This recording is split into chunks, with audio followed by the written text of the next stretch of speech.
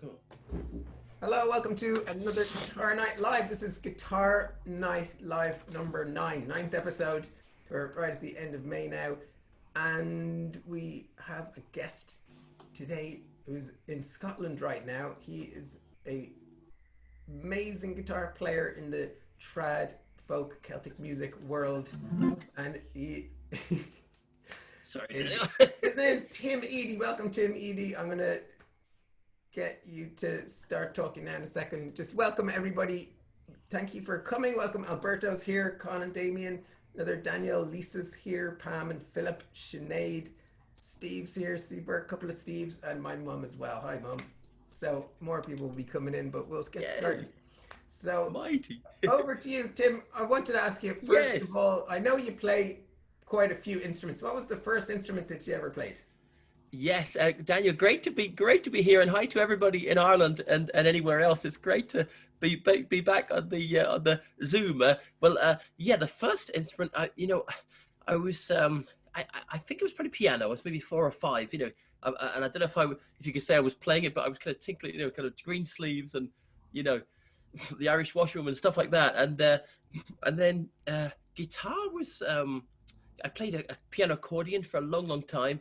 Guitar, kind of my dad's a guitarist, but I didn't really start playing guitar till I suppose I was about 14. I got interested, and then Right. I kind of really got into it when I was I think I was 16 when I really kind of became obsessed with that sort of yeah, especially with Irish guitar, which talk a bit. I'm sure you talk a bit about that after. Yeah, what was it Yeah. that what was it that made you get obsessed with the guitar? Was it other guitarists that you're hearing or It was. Well, do you know what, Daniel? It's really funny because so I played like penny whistle and kind of classic sort of Irish instruments. I mean, we're kind of uh, if you like well, mum's from Dublin, so we grew up with a lot of your music, chieftains, you know, Sharon Shannon latterly when I was a teenager, and it was actually her music that changed my life, if you like, well, my musical life, because I was a huge fan. I mean, I'm still a huge fan of her accordion playing, of course, but she had a guitarist at the time, Steve Cooney. right? Um, we're going back now to like 1994. I was a teenager, long time. I'm getting grey now, but you know, I think yeah, around '94, I was so lucky to see Sharon playing, and Steve was playing guitar, and it was, oh my goodness, it was, well, it's something you'd never forget, really, because I mean, you'd never forget her, but let alone Mr. Cooney, who I'm sure a lot of your viewers here will, if you're in Ireland, you've probably heard of Steve Cooney. I mean, he's a big name there, of course. The man who kind of started this, well, what I do, so I suppose that was kind of what I just thought. You know what, I have to be able to, I want to play like that. And his style to me was a sort of mixture, if you like. He had quite a lot of Django Reinhardt, because when he was backing the sort of Irish tunes, he was quite swingy, Yeah, and of course my dad is a gypsy jazz guitarist, right. so I grew up with all that kind of kind of, and all that, etc. So Steve, if you like, when he was playing, for example, a reel, an Irish reel, or could be a Scottish reel, it would be kind of very much like, maybe not quite as jazzy in terms of the chords, but rhythm wise, it was exactly. It was funny, Danny. Like, it kind of, when something really strikes a nerve in you. I never forget it. I never ever forget it. And that was, yeah, that in a sort of nutshell is what put me on the path I'm still kind of, well, I'm still treading today, I suppose. Well, that's really interesting. And like, had you been to Ireland a lot as a youngster? Yes, I had. I mean, not as much as we'd liked, I suppose. I mean, but we've a lot of family. Mum grew up in Bray, in fact, Yeah, and then her family, her mum is from Cork City, from Gronabroher, at the top of Cork, and so we used to go over in the summer to Cork and Kerry, and hence the Kerry connection. That I fell in love with. I mean, I love all of your country. I really genuinely do, and I've lived over there, as you might. I think you know that for sure. many. Well, on and off for many years. Yeah. But sadly, I wish I was still there now. I tell you, but we're in Scotland. Scotland's great. I don't mean to. Scotland's a great country, but you miss Ireland. There's no place like Ireland. But yeah. So we used to go over as a sort of teenager, young teenager, when I was maybe 14 onwards, and then I moved, in fact, to Dingle. I did about 4 years in Dingle on the sort of summer. There's a wonderful scene there, as some of you might know. And in those days, I mean, I presume it's the same today. I haven't been there for a few years. It's one of those places, a bit like a sort of, Cooney described it to me like this as well, because he lived there. That was the reason I went, in fact. But it's a bit of a love affair. It's a bit like, it's the kind of place, I'll never, ever forget it. It's a bit like your first love, I'll never forget Dingle, but I can't face going back regularly because it breaks my heart. I know that sounds ridiculous, but No, I get it exactly. And when you heard that Steve was there, that's what made you go there, was it? Well, I met Steve over in London in 1995 with Seamus Begley. He was playing in the Swan in Stockwell. It was a very big Irish bar, and it was a big pub in South London. Yeah. And the lads. I was very, very lucky, I suppose. I've had a lot of luck with the music, but they kind of I sort of got to play a couple of tunes with them, and I was a box player then.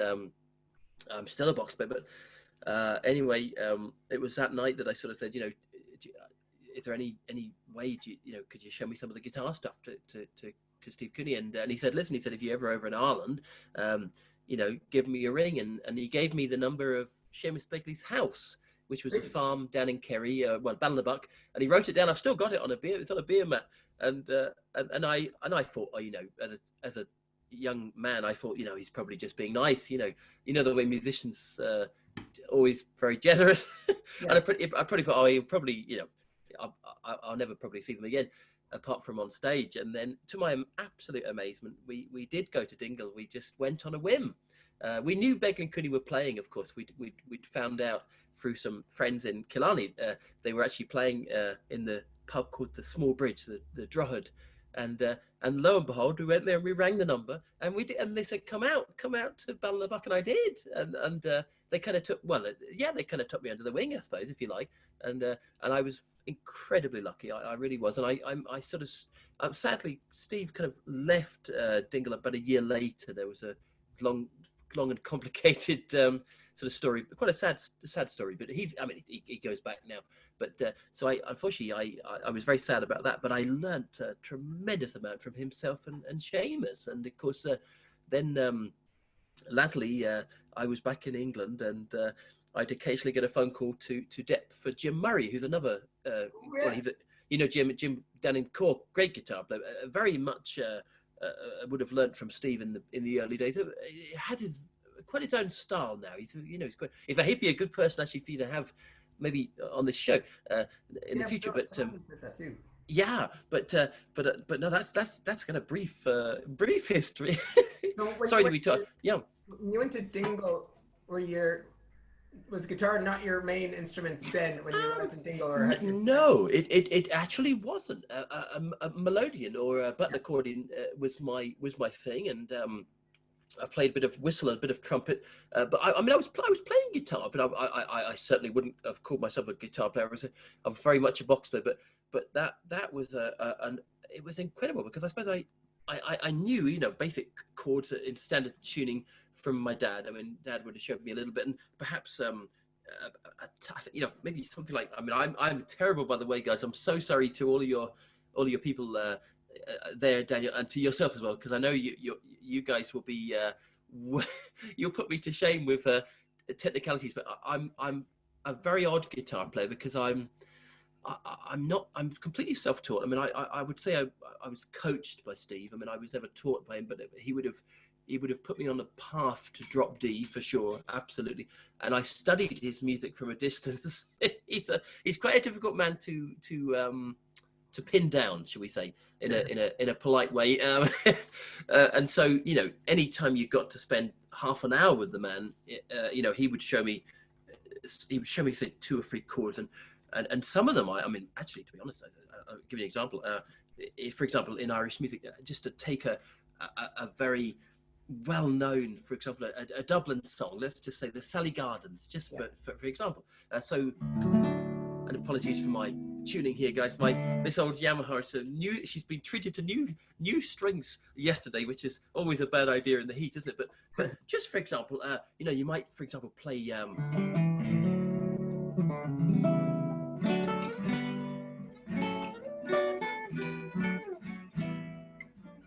So a little sort of basic melody, and he would sort of tell me, think about chords like this, for example.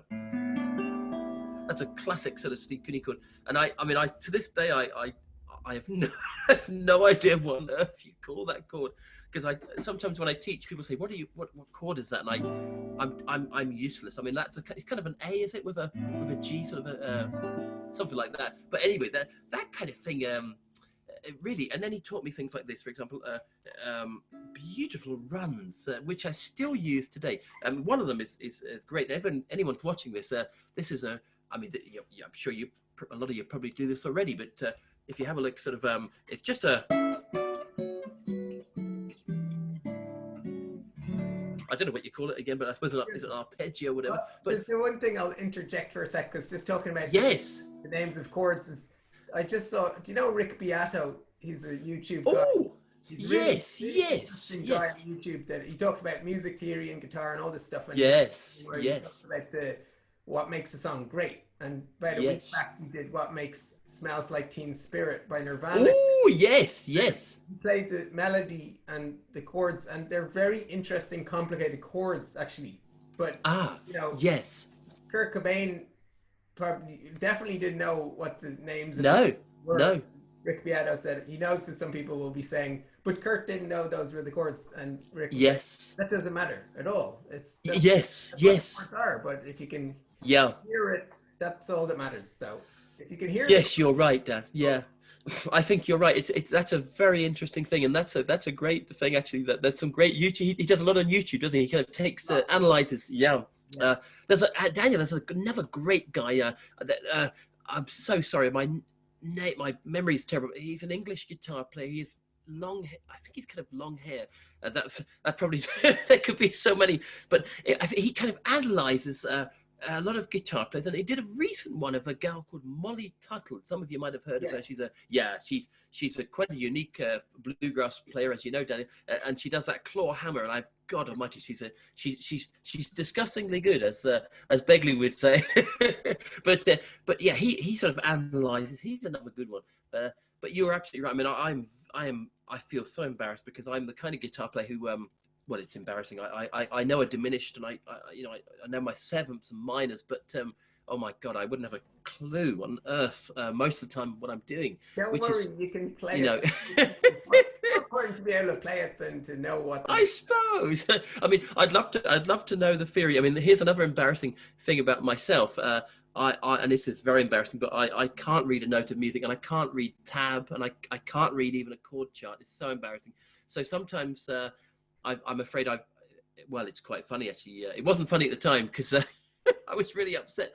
But funny story about 5 or 6 years ago, I was living back in England, in Kent, where I'm originally from, County Kent, and I got a gig. Well, it was a studio gig. Somebody asked me to come in and play some sort of swing jazz. Now, I'll be honest with you, I was maybe a little bit foolish, because they asked me, was I a jazz guitar player? And at the time, I think I was really broke, and I said, I'm not really a jazz guitar player, but I'm a folk player, but I do play a bit of jazz. And I play a bit of Jefferson jazz, so I can play Over the Rainbow, and bit of Joe Pass. But I'm certainly not a jazz guitar player. And oh my God, it was highly embarrassing. I got into this studio. It was in Folkestone, which is, some of you might have been on the Eurotunnel. That's where the Eurotunnel is. And I got to this studio. I won't tell you the name of it. I think it's closed down there. And I sat down, and there was a fella there, quite a well-known sound engineer from London, and he gave me a book. He gave me a book of all these. It was like the the real book, the jazz. It was a bit like that, but kind of when I say like that, it was kind of somebody had cut out the chord charts or whatever, and it was stuff like Ella Fitzgerald and something, and a little bit of Vera Lynn, funnily enough, for the wartime, singing. And he said, just play what's on the chart, and we'll see how we get on. when we started off. And there was maybe a B minor, which was fine. That was easy. And then there was, you know, F sharp major 75th and whatever. It was just so embarrassing. And eventually, after about 3 minutes, he came in and said, do you actually read? He's very posh. He said, do you actually read chord charts? And I said, to be honest, Doug, I said, I don't. And you know what? It was fine, actually, because there was a bass player there. And eventually, I managed to get away with this kind of thing,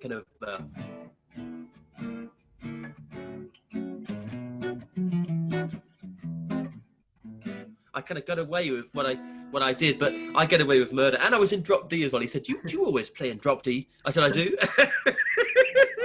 That's really But I didn't get the I did get paid, actually. I think I did, but not. I was only used for half a day.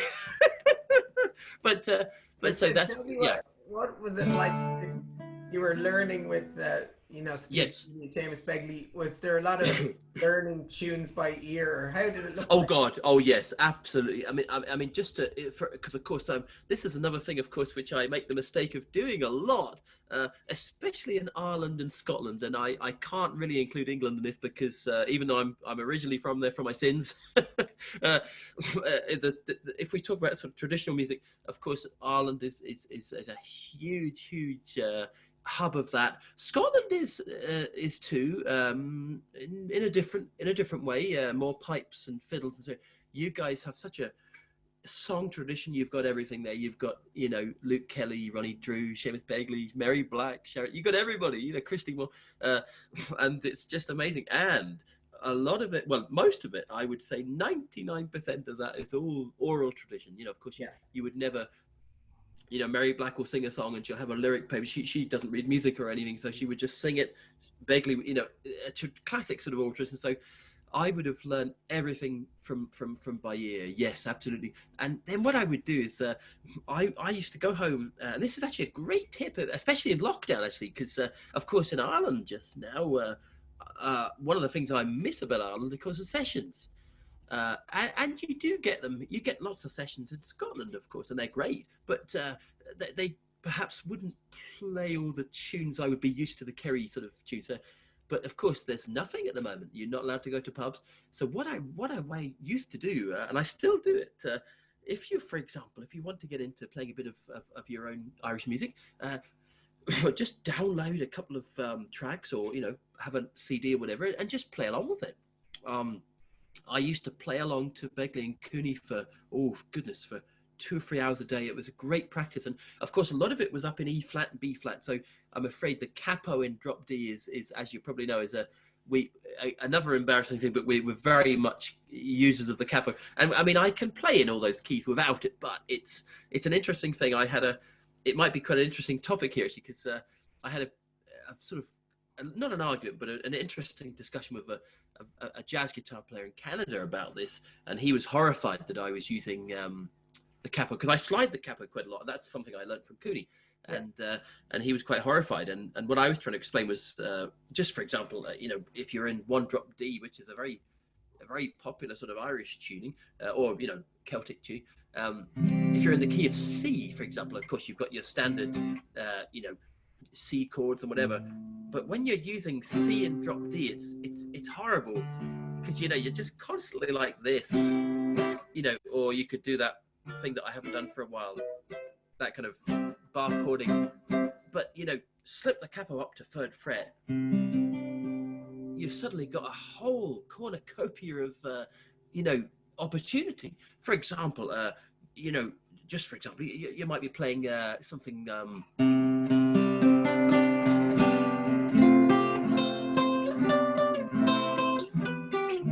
Now, if I slide my capo up to 5,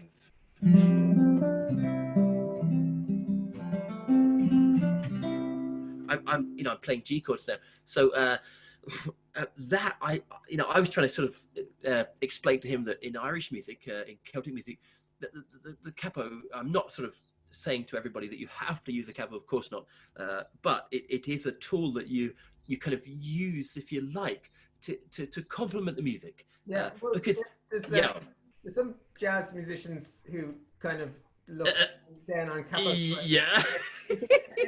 Anybody who says that to you, just tell them that like to watch Yes. some Paco de Lucia or the Yeah. Mexico players Yeah. capos. So Of course. they're Yes. the Yeah. best players in the Yeah. world. They use capos. Yeah. Absolutely. I mean, in fact, Paco used to use a capo a lot. Yeah. Yes. Yeah. So if he's using a capo, you know, there's no reason why. Yeah. They, No, Daniel, it's really funny because I'm a huge jazz fan. I really am. You know, John McLaughlin and Joe Pass and Martin Taylor, and you know, I love all of that. And what's your man there?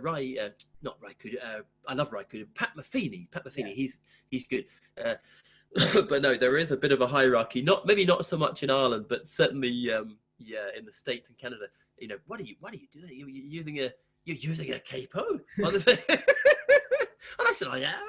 You know, and of course that's one great thing about the capo and Irish music. You can, it's just great fun. You know, it really is. Because sorry, I do apologize. You have to stay in the keys that are like all the different horns and all the different instruments are playing. Oh yes, absolutely. And of course, a lot of the accordion players are sometimes tuned up to E flat, of course. Yeah. So and you know, it's not a lot of fun spending the whole night going like this, you know, just according. It's I'm very lazy. I just slip the camera. But I must apologize, Daniel, because I think I said to you earlier, and sorry to everybody watching.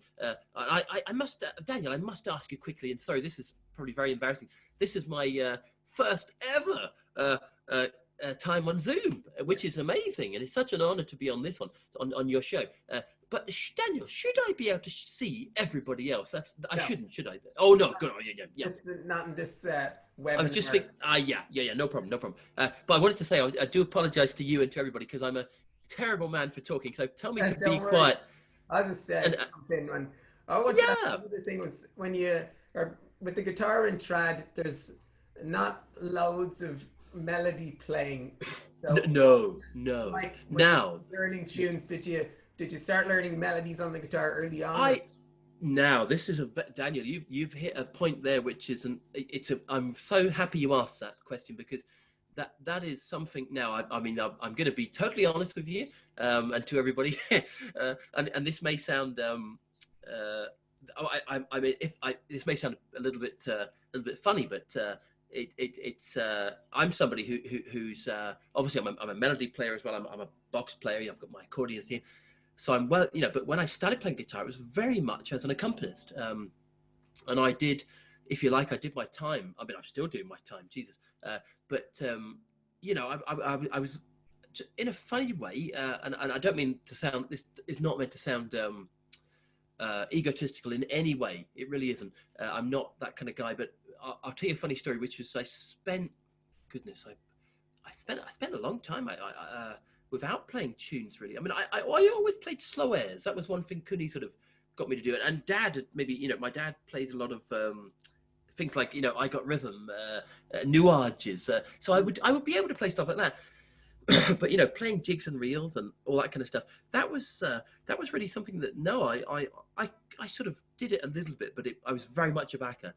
And I love the backing, and don't get me wrong, I still love it. But I tell you a funny thing, and I talked to Steve about this as well, and it's really weird because I can't be certain, but I suspect he's possibly at the same place, but a long time ahead of me, if you know. I mean, I'm a lot younger than him, not a lot younger, but I am maybe 30 years younger. I suppose that's quite a lot, but he's maybe sort of 6 or 7 years ahead, if that makes sense, in terms of when he started to think of himself as not just a backer, because you know, someone like Cooney has been the sort of backer of choice with Artie Midlin for so long, and I think there comes a point where you've done all that and you've toured, and I mean I did sort of 10 years of it and I loved it, and I still do it, but I don't do it. I mainly play solo now, and it's really funny because this is not meant to sound weird, but the guitar in Irish music is an interesting thing, and I tell you why. Firstly, because in traditional music, if you look at the sort of the chieftains are a great example. To this day, I mean, I'm very lucky. I play with them for the last sort of 8 years, but I mean, I'll never be a chieftain. I'm very much a baby chieftain. I'm a session player who's lucky enough to tour with them, but they'll never have a guitar player in the band. You know, it's really not part of their sound. If you listen to their records, they'll have guitar as an additional, a bit of sugar and spice. But the band is very much, it's centered around harp and baran and, traditional instruments. So the guitar for a long, long time was kind of, I wouldn't say frowned upon, but it was, yeah, I mean, it wasn't like a really newcomer. it was. And I mean, I was lucky because when I started sort of getting into it, it was already kind of established. And you had, of course, John Doyle from Dublin. He's a very well-known player. He lives in America now and great player for anyone listening. And if you want to have a look at John Doyle, he's wonderful. But and Jim Murray, people like that. But I kind of did 10 years of touring and just being a backer, and I love doing it. But there comes a point where you, and this is going to sound really weird, but you wake up in the morning and you think, well, hang on a second. So I'm playing, for example, you might be playing, and you're having great fun. It's great crack. You're traveling the world. It's wonderful playing with some of the best Irish bands, which I'm lucky enough to have done. But then you think, hang on a minute, I can play those tunes. I can play, hang on a minute. So maybe, yeah. And I had a realization, and I'm very open about it. I played with Lunasa for a year, which was a great experience. I depped for Donna Hennessy. Donna's a wonderful player. I'm sure you know, I think we talked about Donna. And Donna had just retired, if you like, from touring. He just had enough. And to be quite honest with you, I don't blame him because, I mean, they're a very, very busy band. And I did a year with them, and God almighty, we were on the road for nearly 5 months. And 5 months. Jesus. Was it all backing chords when you were playing? Oh yes. Oh God, yes, very much so. And I mean, they're a wonderful band. But what you're doing in that band is you have to sort of stick to the formula, which for me, of course, was incredibly difficult because I'm naturally sort of if you like, a messer, an improviser. And so for me, it was a great discipline, and I loved playing with them. But I found that the repetition. And I'm only using Lunasa as a reference now, but it was around that time that the seed was planted in my head about, hang on a second, now the guitar in Irish music, in folk music, could be much more than just a backing instrument. Because, you look at other genres, you look at bluegrass, well, the bluegrass guitar player is certainly not just an accompanist. Not at all. You're playing lead and you're all that stuff. So I sort of thought to myself quietly, of course, I never told anybody about this, but I thought to myself, you know what, I'm going to keep practicing my lead and I'm going to see how I get on. And that's what I did. And it did pay off because I play mostly solo now. I mean, I still play the Chieftains. I toured with them 2 years ago in Japan. They didn't do a lot last year. They did America this year. I didn't do the States tour, but I did everything last year. And I love that. And they're one of the few bands where, I mean, I am a backer with them. I'm sort of, if you like, a guy in the background. I just kind of fill in little bits here and there, and it's the best fun in the world. It's been the best gig I think I ever did. They're so easy to work with, but it's really funny because occasionally, Paddy will turn around and say, "Go on, play a solo," and you'll get to play a solo, which is just wonderful. Now, to be quite honest with you, they're an exception, and I don't mean this in a rude way, but a lot of traditional bands, guitar player is the guitar player. You are there to do a purpose. You are not. Is there bands where you are also playing tunes? Honestly, God, this is gonna sound terrible, Daniel, and you'll probably find this quite fascinating because I know a lot of your listeners might not be in the folk tradition or the sort of Irish tradition, but I've got to be honest with you. Occasionally, I play with Michael McGoldrick a lot. Michael is a flute player, wonderful player, one of the best. And Mike is a very much a traditional Irish player, but he's also a jazzer. You know what I mean? He's a little bit like the Chieftains. He's sort of taken Irish music and spread it out very, very far and wide. And he's got a bit of hip hop, bit of jazz. In fact, anybody listening, you'll love it. But occasionally, when I played with Mike, Mike would get me to play a solo. But very much no. Even with Mike, you are the guitar player. And I mean the thing about that as well is I love that, and I'm not sort of complaining about it because obviously you're so grateful to play with these wonderful players. But the Chieftains, to be honest, would be the first band setting ever where I would, in the middle of a set of tunes, we'd be playing, say, just for example, there's a tune, an old Scruggs tune. It's a tune called the Sally Gooden. You probably know it. It's a sort of Tony Rice-ish tune, and you'd be playing stuff like this. You'd be playing sort of the backing, and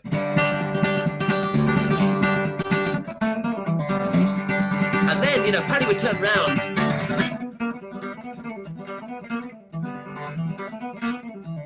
And you get a chance to sort of have a rip, and that was just such a, oh my God, what a band! I mean, sorry, I don't mean to be spouting on about the Chieftains, but it's quite funny because they're obviously, to a lot of younger players, they're getting on a bit now, and they're not so, you know what I mean, in the younger sure generation, but they're just leaders, really. Yeah, what you're saying is kind of putting things in perspective. Yes, yeah.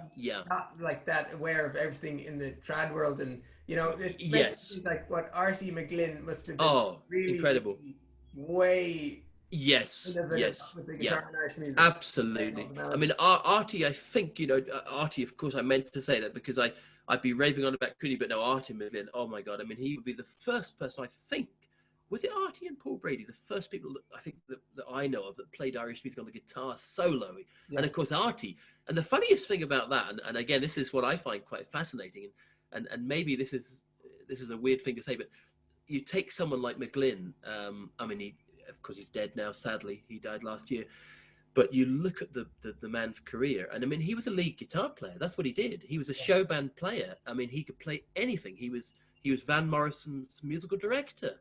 He was a Telecaster god, but he spent most of his life making trad music sound great. I don't mean that in a derogatory way, but I mean, he was like, yeah, I mean, he's just the guitar player the go-to guy, the best.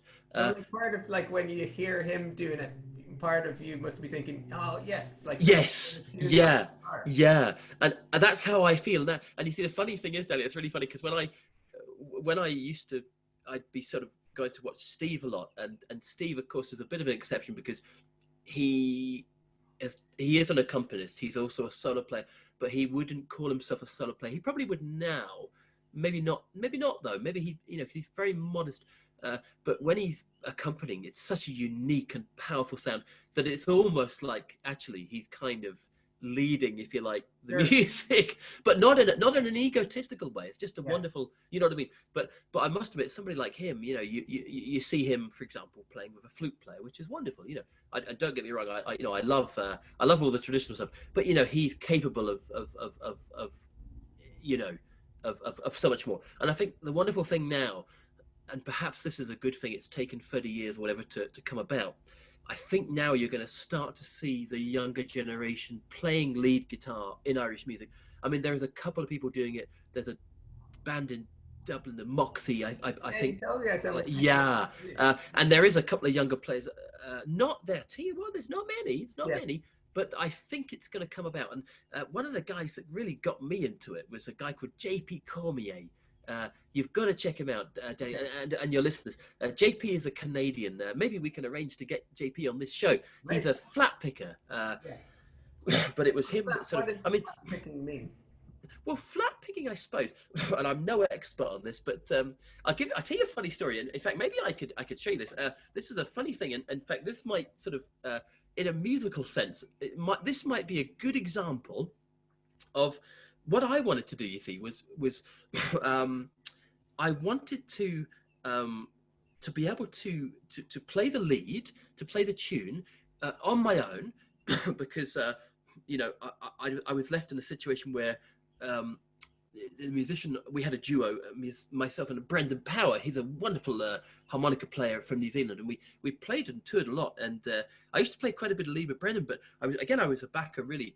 But Brendan kind of retired from the road, and I was left in a situation where I was quite literally, I had to play solo. I had no choice, and it was terrifying. But one of the things I thought about was, how can you play Irish tunes and Celtic tunes and back yourself at the same time?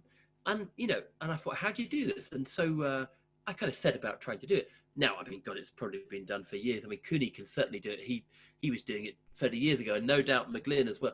But I'll give you an example. So this is just a little tune. It's called the Steamboat. I think it might be from County Clare. I could be wrong. But just for example, what I'll do, I'll play the tune. I'll just play it with a plectrum, and I'll play it just the normal melody. And the second time through, what I'll do is I'll attempt to sort of demonstrate adding a little bit of self-accompaniment. It's quite simple, but is that okay? Because that's probably a good way of summing up my... Yeah!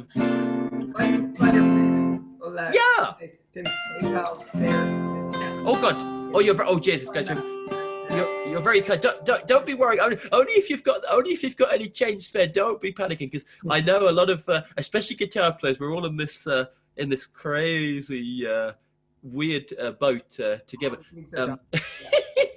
But yeah, that's very kind of you, Daniel. Thank you so much. Right. Yes. Okay, so the Steamboat. Yeah. So here we go.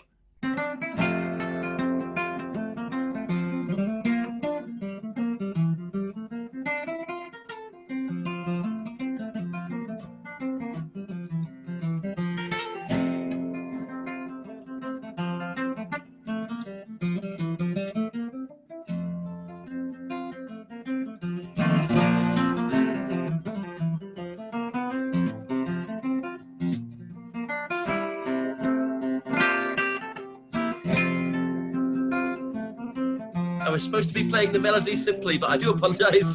I'm kind of adding a little bit of... Now this time, let's have a think about what we can do.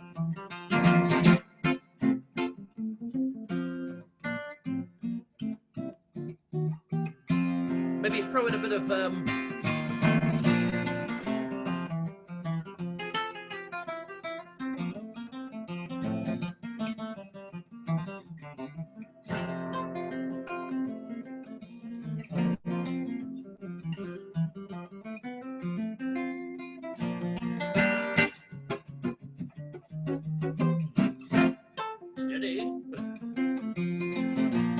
So,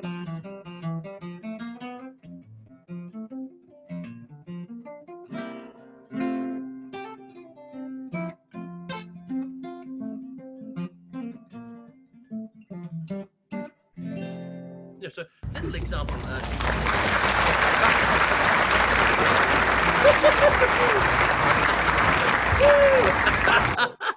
I love that. I need that applause. That's a great... Yeah, I got really sick of just hearing one clap. Yeah. Oh my God, Daniel, I love that. I mean, that tune. I mean, I do apologize, because I was supposed to play the melody first, and I kind of was being a little bit naughty. But that's a good example, I suppose, of I mean, what I'm doing there, as you can probably tell, it is quite simple. I mean, because what I'm sort of doing is pretty much the secret to it. And for anybody listening who sort of wants to play a bit of Irish music on their own, and I tell you what, any guitar players listening who are sick of being a backer, I'm being a rebel now. I should be in County Cork, but maybe that's the Cork in me. But you know, for anybody listening who sort of gets tired of not tired, but needs a little bit of me time, because without sounding without sounding sort of moaning, as much as I love accompanying, there comes a time, I think, where, and it's a very odd thing to say, but you sort of, you're sitting there and it's a little bit like you're trapped in the guitar, playing, and you might be playing some really nice backing, whatever, but no, it makes total sense. It's like other forms of music, rock, jazz, not just the chords. You're also do you know, Dan, it's so true, it's so true. And I really hope, and if I don't think I've probably had a tiny compared to the lads I was talking about before, a very tiny influence on anyone in Ireland in terms of the sort of modern playing, maybe a little bit. But I really hope that things start to, you'll see a lot of youngsters now, for example, playing as backers, but going into a bit of lead, and because you hit the nail on the head there. Why should you just sit there,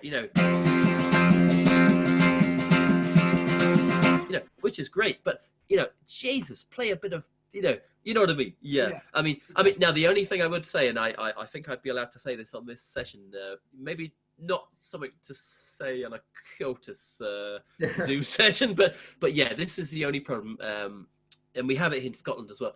The very, very hardcore traditional, should we say,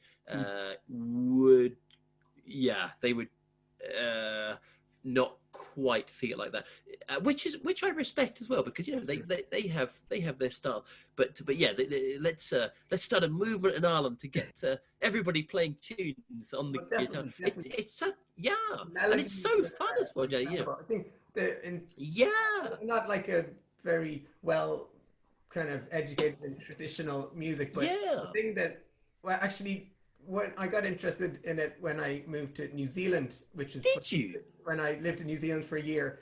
After about 6 months there, I started really wanting to play some Irish music. So I started a session there on a Wednesday night, which is in the Scotland Charlie's house. That's not with Bob Bickerton, was it, at all? Bob Bickerton. Charlie, I can't remember his last name, but he was from Fermanagh, and he played the fiddle, and he had a session in his house, and he would have moved to New Zealand. He would have been there long time, 50 years. Yes, yeah. And it was like walking into Fermanagh, going into everything was like it would have been in Fermanagh, and the tunes brilliant. That's fantastic. I used to record them playing tunes, and then I'd go home and try and learn them. That's so cool. The melodies in Irish music are just, each one is so absolutely, they're just beautiful. I mean, and in fact, another sort of music, which is again, people probably know it, but if you ever fancy sort of getting into a bit of Irish stuff on guitar, the O'Carolan stuff, of course. Oh my God, you could play that for. I mean, there's one I was playing it the other day, and it's probably played to death nowadays, or it used to be. But it's just the most. Oh my God, it's beautiful. I mean, it's timeless, isn't it? Really, Do you know? And this is so embarrassing. It's not Plank Stioen. It's you guys. I'm so Daniel. You might know it. It's Is it Eleanor Plunkett?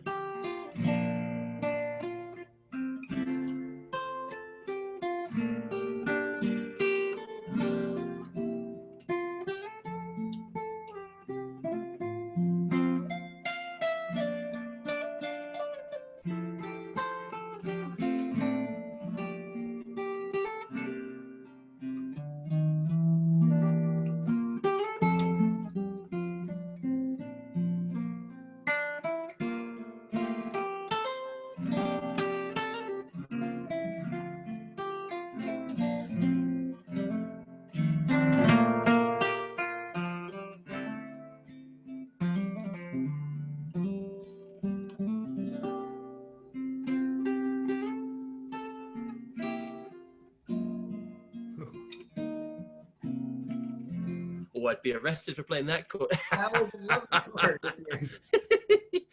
Oh yeah. Sorry. I'll just say to everybody, if anyone has any questions for Tim, just write them in the chat.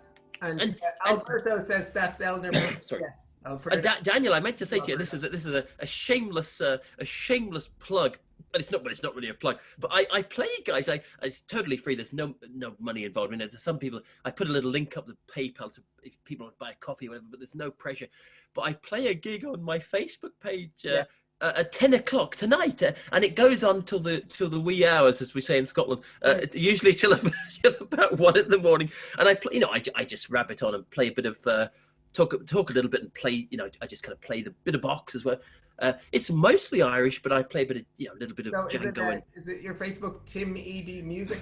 Yes, that's it. And I'm so sorry, guys, because some people complain because I'm not very good. Sometimes I click on when you go live on Facebook and it says Facebook Live. Sometimes I get it on the wrong page, on the personal page. But I think the music page is definitely the one I'm told you have to use. That Cool. But to that. Yeah, have a break from me for an hour. You'll need it. And, But Tim, when you're playing that piece there, were you with your right hand, were you yes. playing with the pick or fingers or both? Now, Daniel, this is a funny thing, and I'll zoom in here a little bit. You're going to laugh at this, and you might be horrified. Oh my God, because I have a funny feeling, Dan. I know we've never met in physically in the room, same room yet. I'm sure I know we will in the future because it's been wonderful chatting to you on the Zoom as well. But and I want to get into your music as well. But you're going to be horrified, perhaps. But I have another very odd thing that I do. For some bizarre reason, I cannot. My dad tried for years to get me to do this. You know, is it the classic when you rest your little finger on, you do your thumb and all that stuff. Well, I can't do it. And I think it might be because I'm an accordion player. I can't use this first finger. I just cannot do it. So what I do, and it's probably not a good thing because I'm told by a friend of mine who's a doctor, he reckons that he reckons I've done it for so long now, it's probably there's no point in changing it. But I mean, it's a lot of pressure. I suppose I hold the pick like this. Right. So my free, so I'll give an example. I mean, it's a great technique for if you're playing, say, for example, you're playing an old tune, say a polka. Let's just say, for example, an old Kerry polka, so like Cooney tune.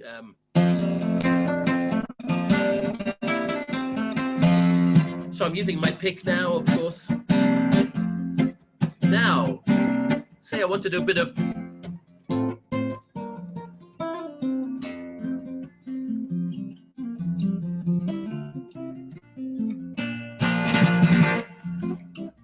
kind of swapping everything. You're constantly sort of flicking like that. I mean, it's probably a very odd technique. I mean, there are a few people that do it, I think, isn't it? There's a lot of... but I love it, and it's the only way I can play now. It's bizarre. That's brilliant. But my finger picking is oh my God, it's very primitive. Very primitive. That's amazing. And you're playing a nylon string right now. Yes, yeah. This is I've got a couple of these, Daniel. These are, and people often ask me about these because I mean, for many years. I mean, the funny thing is about me, and I mean, Cooney is I mean, I'm very open about it because I believe it's I was brought up always to credit your influences. I think that's very important, and I certainly do that. I probably do it a bit too much because I'm just mad about the guy. I love him to bits. He's become a friend, a distant friend. We have a funny relationship. It's very much. I think I told you the other day, master and the sage. Is that the right word? Yes. Master and disciple. I would be the disciple. But he's a great guy and so generous. And I know we're going to try and get him on your show here because that would just be incredible. You can learn so much from that guy. In fact, you can learn more in an hour with him, I think, than you can in 2 years. Seriously, he's on a different. He's on a different planet. He's just in a good way. But with me, yes. I mean, he plays a steel as well. I mean, I play a bit of steel. And I'm very much a fan. You're going to laugh at this, but I've always been a classical player. I mean, that was just what was in the house. We always had a classical. And then when I sort of got into playing gigs on guitar, my dad helped me write to Steve Cooney. That was in the days of letters. There was no emails, of course. It was like 24 years ago. I was like, but maybe there was the early Hotmail. But we wrote to him and he said, what do you recommend as an acoustic, electroacoustic? We knew nothing about this. I mean, we knew Chet Atkins played a hard-bodied whatever, Gibson or whatever, but that they were so expensive, and we didn't think that was appropriate for folk music. Steve wrote back, and he wrote back. He said, "Get yourself a Takamine TC132SC." I'll never forget it. And you can't get them anymore. Well, you can get them, but they're the old one, the old Tacs with the old pickup, the original pickup. They were, for my money, they were the best. I'm not going to include steel strings because the steel is probably different. But the nylon Takamines, I've still got a very old one. He used to play those all the time, and also Toto. Remember Toto? Yeah. Everybody played them. I mean, Chet Atkins had one. I had one for a long time, about 10 years, and then it broke. And I was given this guitar, and this is a budget. I mean, well, it's a higher end Yamaha. It's made in China. It's not a handmade guitar. It's an NCX 900R. And do you know what, Daniel? Do you know what? People slag me off for playing Yamaha, and I have to say, do you know what? It has never ever let me down. You plug it in, they've got the most one. I mean, I'm plugged in here to a little AER, but you know, you hear the tone. It just, you know, it just sounds all right. It always sounds the same. It's never going to be, you know, a Rodrigo, you know, whatever, you know, handmade. You know, it's not. You know, but it's a stage guitar and it works. And the action. That's now actually, because Yeah. I love now. Do you? I think there's a lot of people who think that they're more beginner guitars or something. They think yes, things are for acoustic guitar, but yes. So great.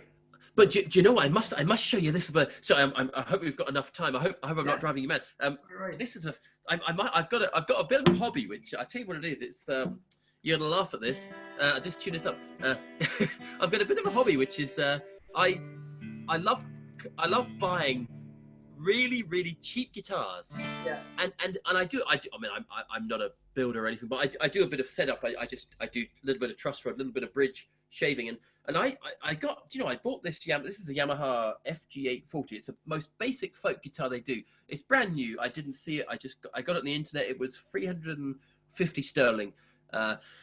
It's a beautiful guitar. It's maple. I think it's maple back and sides. She's a beautiful guitar. But do you know, the action when I got it was a tiny bit higher. I brought it down.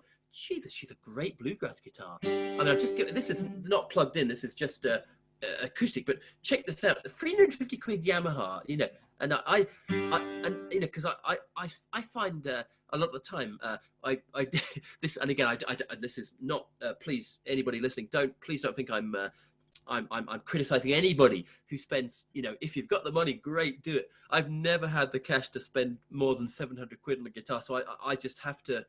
With 2 kids, you know, just like you just kind of all the money goes on on car seats and holidays and really stuff. But I'm on a mission, and that is to demonstrate that actually, you know, I mean, you're probably not. This is not probably going to sound like a Collings or an Atkin or whatever. Or a Martin, but I tell you what, Jesus, it sounds great recorded. 350 quid, I'll just demonstrate that.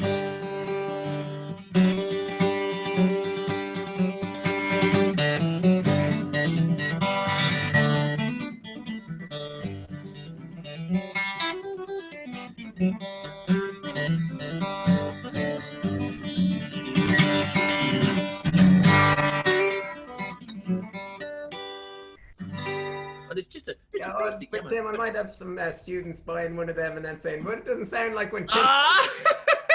But as well, like maybe 10. Oh yes. No, I mean, I must admit, Danny, and yeah, no, I mean, and you know yourself, like one thing, and for everyone listening, I mean, absolutely. I mean, I'm kind of basic guitar player, but I definitely always work on I try and work on tone.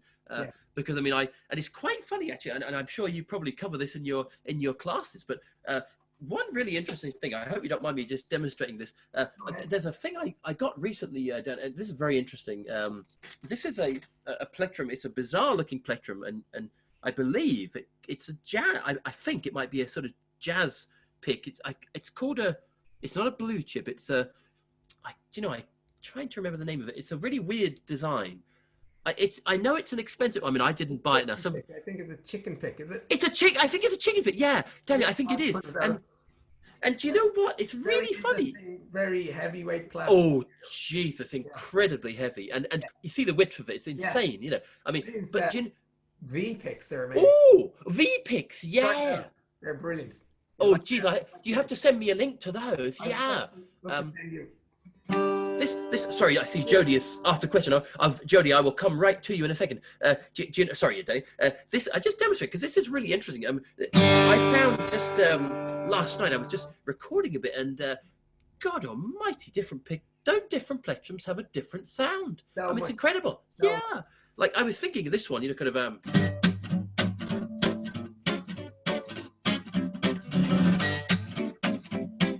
It really suits that gypsy jazz, doesn't it? But then I got this beautiful little jazz pick. Do you ever see these ones, Dan? I love these. And this is such a fast one. But yeah, sorry to divert there to plectrums. But yeah, I'm on a mission now to get everybody. I promise I'm not sponsored by Yamaha. I wish I was. I tell you what, I bloody should be as well. Should be. Do you know what? Actually, Danny, it's really funny, and anybody listening, because a lot of guitar players, of course, you know, a lot of people try to get sponsorship, of course, and I mean, I know, I don't know if you ever had it, Daniel. I mean, I know it's a hard thing to get. I had a tiny thing once with Takamine. It was like a 50% off, which was great, but then I discovered, yeah, in fact, I probably shouldn't say it, but their newer Takamines, I prefer the old ones. So I was soon sacked after saying that on air. I did actually say it on YouTube, I'm afraid. It was really bad. And I noticed after that they stopped replying to my emails. But you should have made a signature Tim Edey model. That would. Oh Jesus! But it's really funny. I went on at Cooney for years. He should be given guitars. Do you know something? It is so sad. Well, I find this heartbreaking. A man of his talents, a man of his. I mean, the guy's a legend. Yeah. He's never been given a guitar in this country, in Ireland. Never.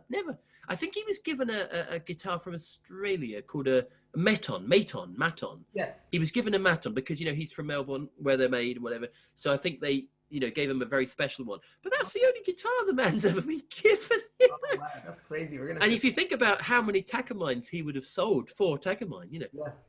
I mean, because, I mean, I know at least 50 people that would have, you know, brought a Takamine because Steve Cooney was... But sorry, I noticed that Jody. Question that came in before Jody's, but we'll get to Jody's. Daniel asked, "Does Tim use any warm-up exercises?" Oh, that's very interesting. I tell you what, now that is very interesting. I am a terror, you know, Daniel. I this is very bad, and please don't do what I do. Yes, I tell you, I had this for many years. Does anybody ever see these Didario things? They're really good. It was now. I mean, I got now to tell you the truth. I got this on tour in America, and I didn't take it out of its box until lockdown started. But do you know what? I've been doing it, and I have to say, it does make a difference. You know, you kind of. It's actually really hard to do. You go like sort of 1, 2, 3, 4. It's really hard. But Didario make them. Yeah, I think my student But you know what I find the flat picking. I mean, I tell you an interesting. One of your students has one. Yeah. One thing I find, and please don't take my word on this because I'm only sort of getting into it the last sort of 5 years. But with the flat picking, it was quite funny. For many years, I would be playing tunes. Say for example, let's just say for example, there's a tune there I was playing.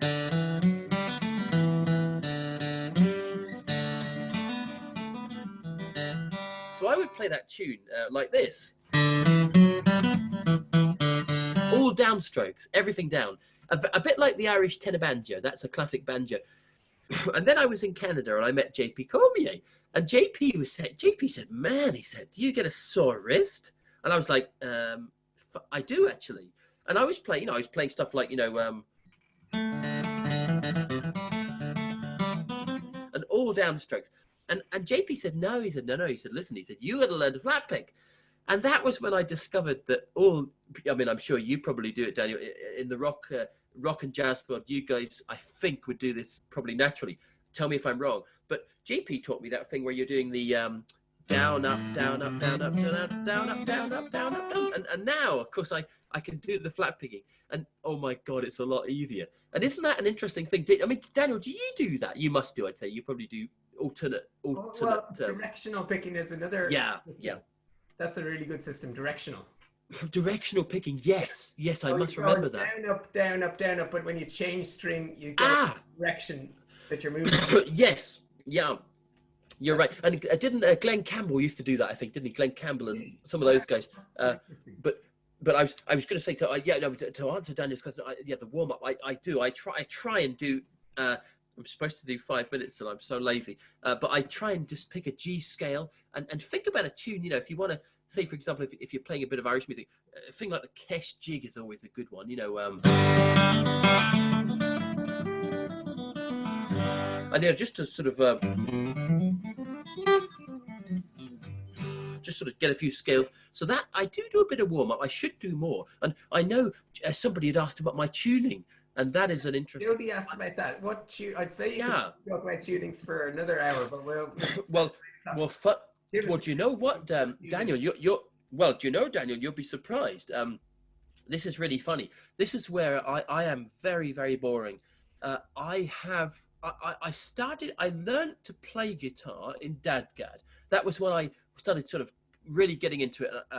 And I only did that because I was playing. Well, I wasn't playing, but I met Michael McGoldrick in Manchester when I was about 20, and he had a guitar player with him for a band called Fluke. And I knew Ed from when I was maybe about 15, and I sort of spent a bit of time with him in London, and he showed me Dadgad. Of course, Paul Brady, a lot of people played in Dadgad. Beautiful tuning, but I found on a nylon string, the strings are very slack with Dadgad. It's I found it. I didn't like it. I really didn't like it. And so when I met Cooney, I discovered one drop D. And do you know what? That's what I play in all the time. I haven't played in anything else for, oh my God, must be 20 years. Wow. Drop D. But there is another tuning called double drop D, which I'm sure you know about, which is quite popular in sort of, Jim Murray plays double drop D, and that's lovely. It's a very interesting tuning. I mean, it's basically just both your E's are down to D. In fact, I'll demonstrate it very, very quickly. It won't take a second. But it's a good tuning to sort of get used to, and you can do some lovely sort of. It's great for chords. It's a bit of a lazy tuning because you're like this, you know, you kind of. But I mean, it's great, you know, and somebody to watch out is a Jim Murray. He does a very complicated sort of double drop D chords as well. I hope you managed to get. He will do one of these, you know. He'd love that. I'll definitely be onto Jim. Yeah. But I sorry to take ages answering that question because no, but yeah, very much one drop D. Yeah. Well, we're nearly pretty much out of time. I don't want to keep you too long. No problem. No, it's a pleasure to be on. I do apologize. I'm the most terrible person to be talking, so you must tell me to be quiet because you finish it with a tune. Oh, yeah. What would you like me to play? Anything in particular? Lark in the Morning. Oh yeah, Jesus, that's a great tune. Yeah. Oh yeah. Oh yeah. I'll say thank you now to everybody for listening. Yes, thank. You send Tim, you know, whatever. If you have any money, send it to Tim. Only if you've got it spare. Jesus, don't be coffee or whatever, €1 or a couple. Cool. Anything really, but thank you, Dan. Daniel. That's a really kind of you. And no pressure because I know what it's like. I don't know about you guys over in Era, but it's oh my God, guys, it's a weird time, isn't it? There's no gigs anymore anyway, so that's there's no gigs. I mean, do you know something? I was speaking to a friend in Dingle, and do you know something? I don't think you're not allowed any gigs. Well, Jesus, till August. Do you know what, guys? I have an awful feeling gigs this year are off, aren't they? I think so. Yeah. I think so. Yeah. We have an awful thing here, and I promise I'll play the tune, but we're slightly worried here in the UK. Well, you probably, do you know what, guys? If whatever you do, stay in Ireland. Do not come to this country. I mean, Scotland's actually doing okay, but England, oh my God, it's embarrassing. He's just, that's another story completely. The way he's handled this is just, oh my God, it's embarrassing. You're so lucky in Ireland. Leo is doing a pretty good job actually. But you know what? I'll play the Lark in the Morning and say thank you so much. It's an honor to be on here. And come on, if you're free later, guys, and you fancy a bit of music, and I play a lot of different stuff, bit of French, bit of. I even play some romantic French music on the accordion. but should I play the Lark? And no, I haven't played this for a while. But should I sort of play it up? Sort of do a bit of a bit of both, bit of the tune, maybe a bit of the chords, whatever. See how we get on. Here we go. Haven't played this for a while, so we'll see what we do.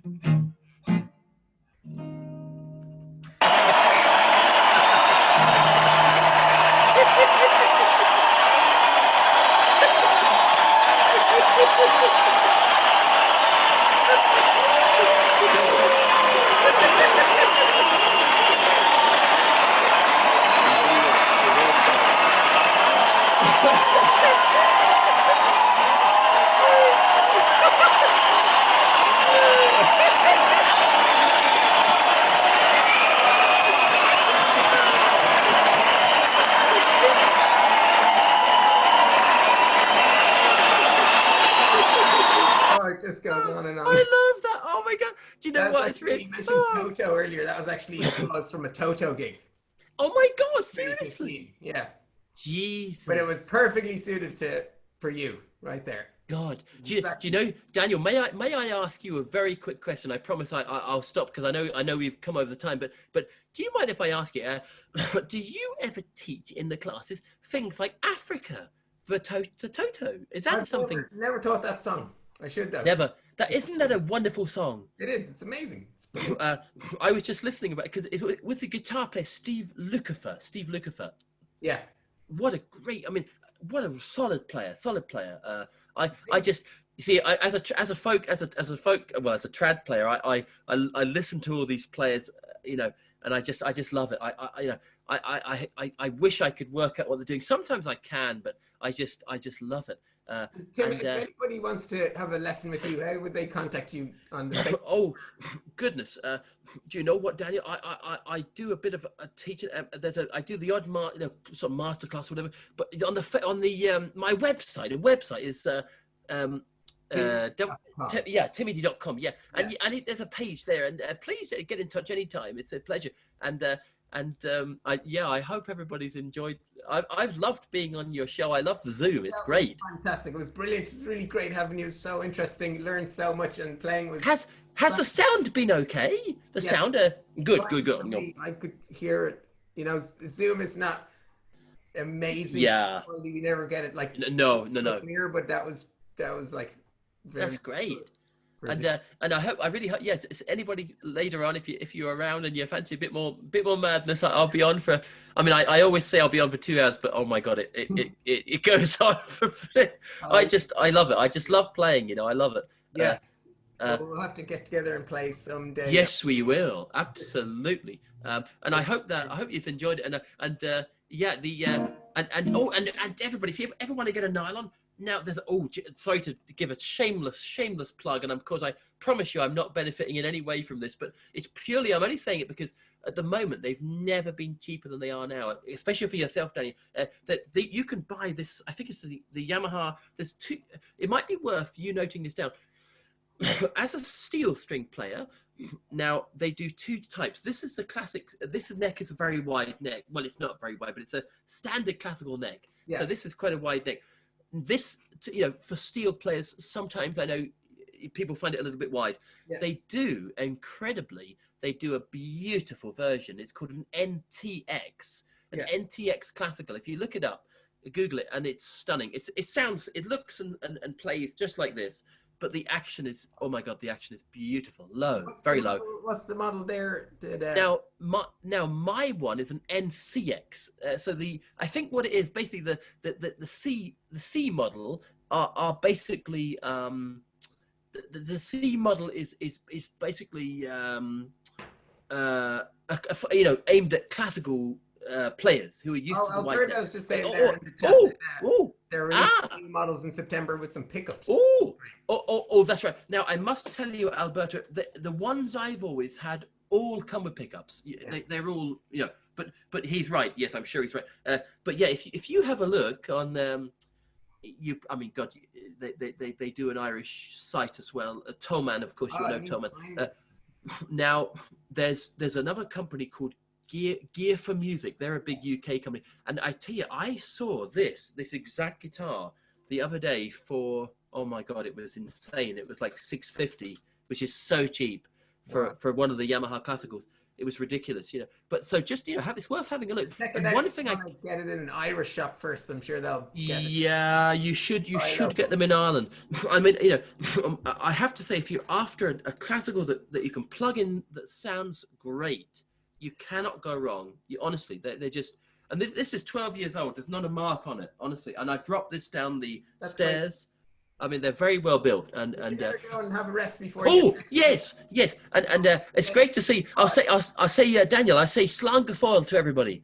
Slángafoil, and yeah, Slán agus Banach Galea. And I say I will yeah. Well, Begley taught me a fair bit of Irish. Some of it should not be repeated on air, although I might add. See you, Tim. See you, everybody. Oh, next week, another guitar player from Scotland, actually, Jenny.